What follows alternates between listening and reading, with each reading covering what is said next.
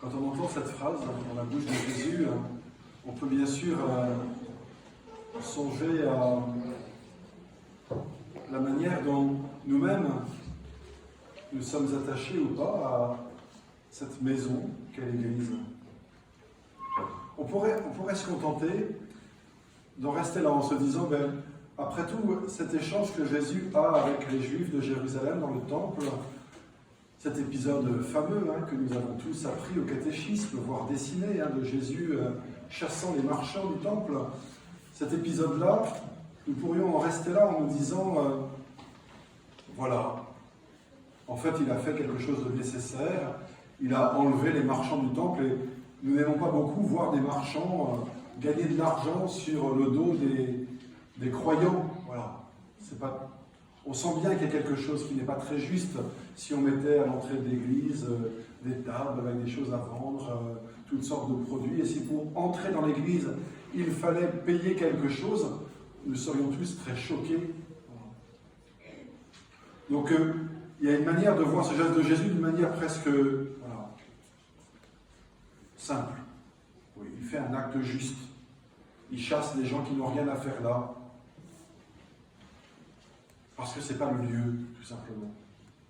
On pourrait aussi se dire, en songeant à l'Église, puisque là, dans l'Évangile, il est question du temple, et nous pouvons le transposer à l'Église, en nous disant, oui, il y a encore dans l'Église bien des marchands symboliques à chasser. Il y a bien des choses à purifier dans le fonctionnement de notre Église. Et tous les scandales que nous avons pu malheureusement voir apparaître ces derniers temps et aujourd'hui, nous convaincre les uns et les autres qu'il y a certainement beaucoup de choses à purifier dans le fonctionnement, y compris au plus haut niveau de notre Église.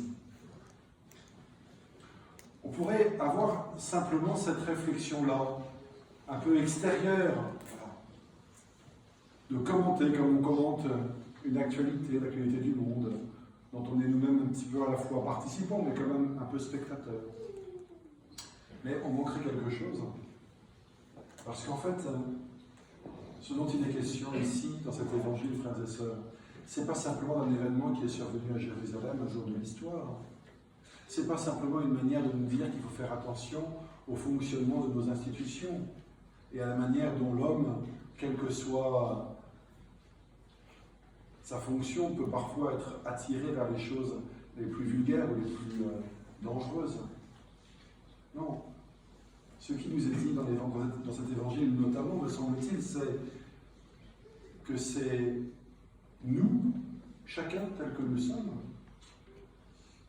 qui sommes invités à descendre en nous-mêmes et, en fin de compte, à nous poser cette question: qu'est-ce qui fait notre tourment? Qu'est-ce qui nous tourmente dans la vie? Pas simplement qu'est-ce qui nous préoccupe, qu'est-ce qui nous soucie, qu'est-ce qui nous inquiète, qu'est-ce qui nous tourmente? Le tourment, c'est ce sentiment, vous savez, d'une préoccupation forte, profonde.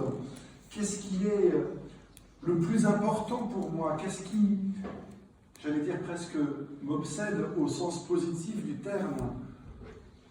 Oui, comme des parents peuvent être tourmentés par l'avenir de leur enfant, non pas qu'ils s'inquiètent pour lui d'une manière négative, mais ils se préoccupent, ils y réfléchissent.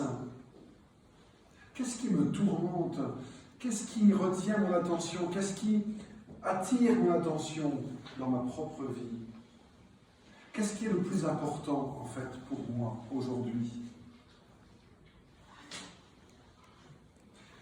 Par le baptême, frères et sœurs, et par la confirmation, vous êtes chacun sans aucune exception, quel que soit votre âge, votre situation, vous êtes le temple de l'Esprit Saint. Vous entendez bien, vous êtes le temple de l'Esprit Saint. Ce n'est pas juste des mots qui vous sont dits pour vous faire plaisir. Ce n'est pas comme ça une belle phrase pour que des parents soient heureux de baptiser un enfant ou que l'adulte qui reçoit le baptême ou la confirmation se sente d'un seul coup reconnu dans la société. C'est une réalité profonde. Chacun de nous sommes le temple de l'Esprit Saint. Nous avons en nous la vie de Dieu. Nous recevons cette vie et lorsque nous communions au corps du Christ, chaque dimanche, cette vie est ravivée, elle est renouvelée.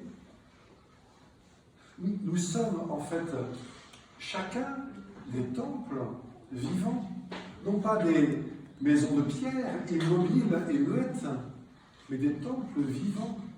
Et lorsque nous nous rassemblons, comme c'est le cas aujourd'hui, chaque dimanche dans nos églises, lorsque la communauté se constitue physiquement en se retrouvant dans un même lieu, alors nous donnons toute sa stature, toute sa puissance à cette vie que nous avons reçue.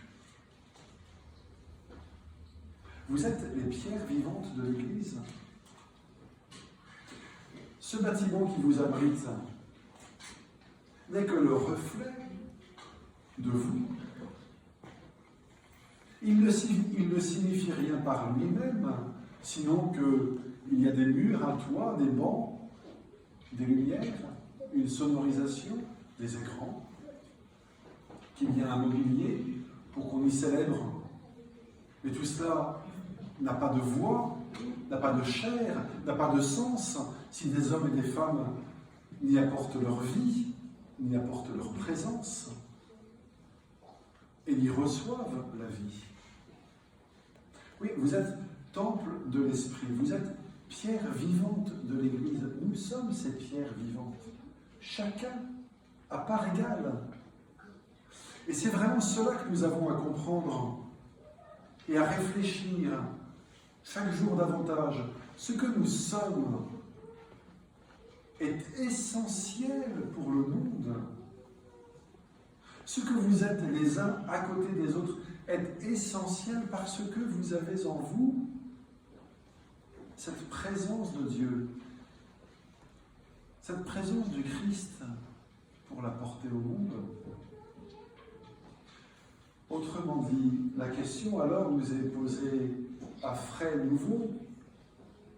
L'amour pour ta maison fait mon tourment. Quelle est-elle cette maison?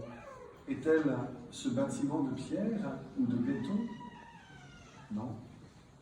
Cette maison, c'est chacune de vos vies et votre communauté lorsqu'elle se rassemble. Comment vous laissez-vous tourmenter par cette présence de Dieu en vous?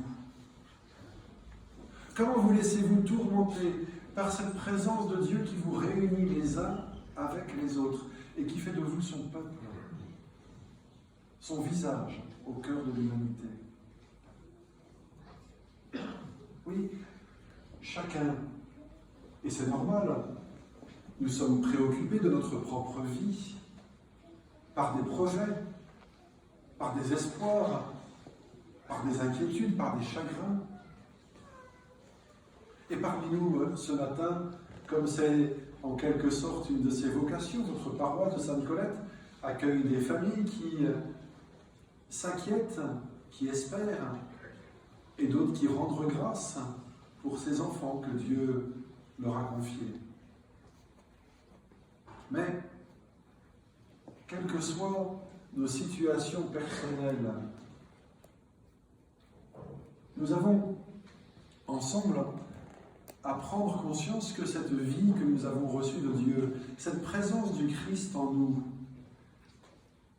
elle est là pour nous permettre d'être féconds dans le monde d'une manière ou d'une autre, d'y témoigner de la fécondité de Dieu dans le monde d'une manière ou d'une autre, chacun comme nous le pourrons, comme nous le pouvons, là où nous sommes.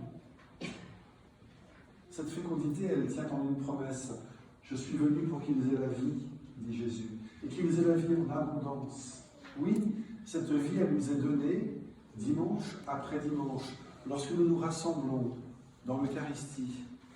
Cette vie, elle est renouvelée à chaque fois que nous osons poser dans nos actions quotidiennes un geste qui témoigne de l'amour, de la miséricorde, de la tendresse du Père pour ses enfants.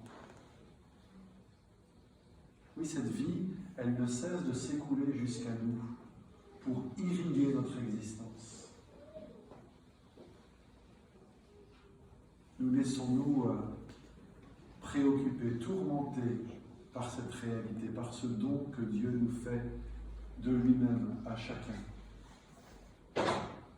L'amour pour ta maison fait mon tourment. Voyez le monde dans lequel nous avançons parmi les hommes de notre temps. Ce monde qui avance désormais pour quelque temps encore masqué, inquiet, comme dans le brouillard. Ce monde pourtant traversé de traits de lumière, comme en témoigne la visite du pape en Irak, en ce lieu si martyrisé, si détruit par nos égoïsmes, nos lâchetés, nos violences collectives. Oui, ce monde plein de brume est aussi un monde que visite la lumière du Christ, la lumière de ceux précisément qui se laissent tourmenter par la promesse qu'ils ont reçue, qui la prennent au sérieux, qui y prêtent foi et qui se disent « C'est vrai Seigneur, tu m'appelles par mon baptême pour être un signe de ta présence dans le monde, pour être signe de ton Église. Tu me confies ta présence, tu fais de moi ton temple. Alors envoie-moi, car je sais que tu es avec moi et que où que j'aille, tu seras là à mes côtés. Quels que soient les événements de mon existence, tu seras là à mes côtés et tu sauras comment rendre féconde ma vie par ta présence. Chasse de moi, Seigneur, la peur qui me pousse à me replier, à me retrancher. Chasse de mon cœur l'angoisse qui me rend triste et qui me ronge. Oui, comme Jésus le fait des marchands du temple, Seigneur, chasse de ma vie ce qui vient faire obstacle à la douceur de ta présence. Car cette vie, qui est le lieu où tu choisis de résider, cette vie humble, pauvre, modeste, par laquelle tu choisis de te révéler aux hommes, cette vie, si tu la purifies, peut être le témoignage le plus grand de l'amour pour beaucoup. Frères et sœurs, il est grand temps pour notre monde et pour chacun de nous que nous nous laissions tourmenter par cette présence de Dieu en nous.